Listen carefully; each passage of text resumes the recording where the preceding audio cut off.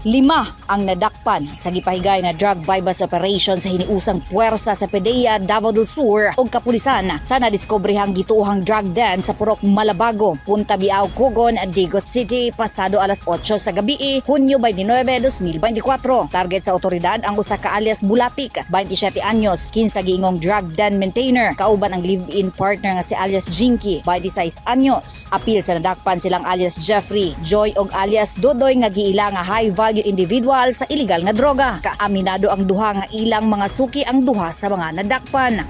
Kabat ngadto sa 106,284 pesos ang kantidad sa gituohang shabu sa mga otoridad. Rhea Montecalvo, Newsline Philippines. Stay safe.